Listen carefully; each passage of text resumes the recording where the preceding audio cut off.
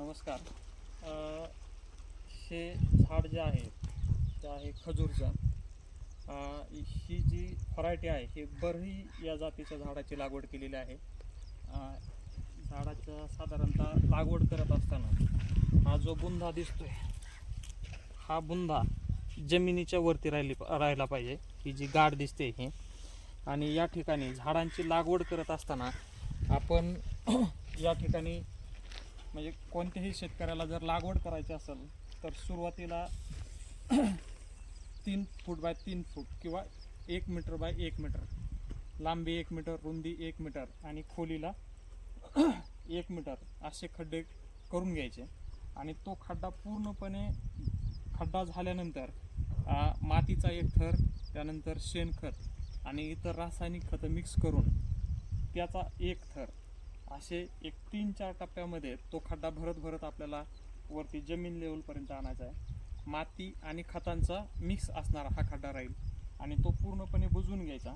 बुजवून घेतल्यानंतर आपण ज्यावेळेस झाडांची त्यामध्ये लागवड करू त्यामध्ये आत्ता आपल्याला जे सुरुवातीला सांगितलं मी त्या पद्धतीनं झाडाचा बुंदा हा जमिनीच्या जो सरफेस आहे, जो पृष्ठभाग आहे त्याच्या वरती आला पाहिजे.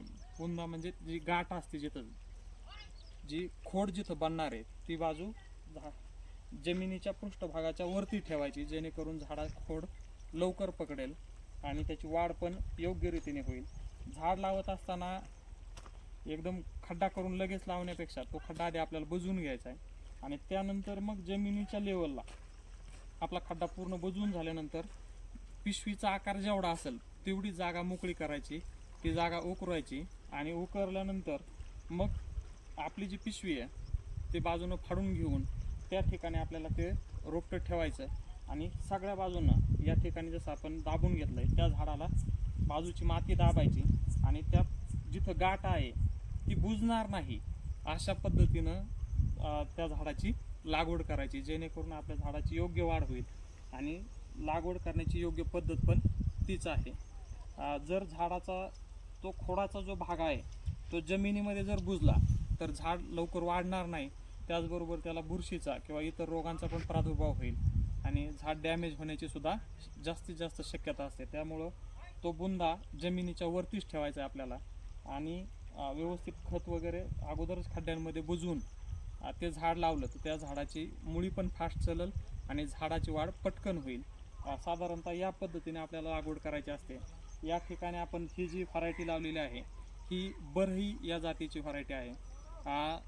साधारणतः आपल्या भारतामध्ये किंवा महाराष्ट्राचा जर विचार केला तर 2 व्हरायटी आपल्याकडं कच्च्या खाल्ल्या जाणारामध्ये लावल्या जातात.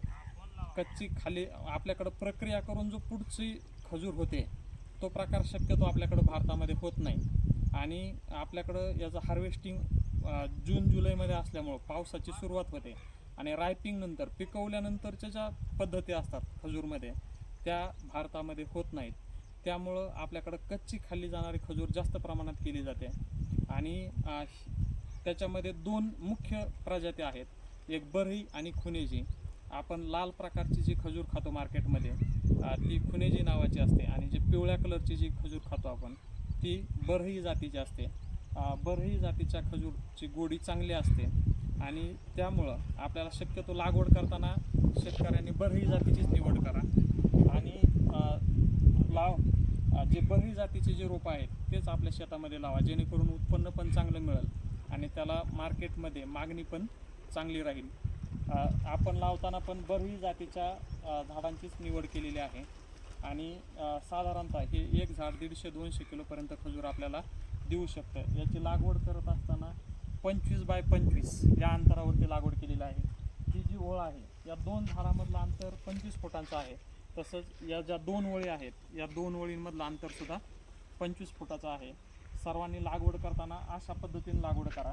फक्त सुरुवातीला ज्या पद्धतीने सांगितलं त्या पद्धतीनं 1 मीटर बाय 1 मीटरचा खड्डा पूर्ण खोदून तो खतानं 3-4 लेअर थर तयार करत तो भरूनच घ्या, जेणेकरून आपल्या झाडाची वाढ फास्ट होईल आणि आपले झाडं लवकरात लवकर आपल्याला फळं देतील. अंतर लक्षात ठेवायचं 25 बाय 25.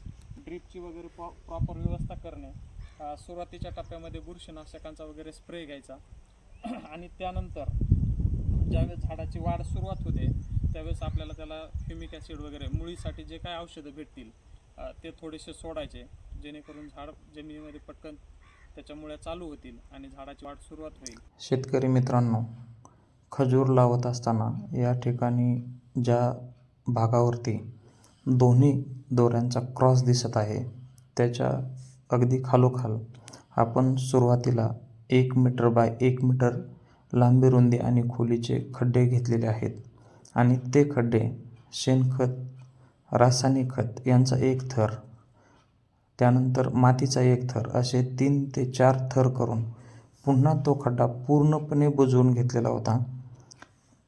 त्यानंतर पुन्हा झाड लावण्यासाठी आपण तो खड्डा उकरलेला आहे आणि त्यामध्ये थोडंसं शेणखत असल्यामुळे आपण थायमेट वगैरे टाकलेलं आहे.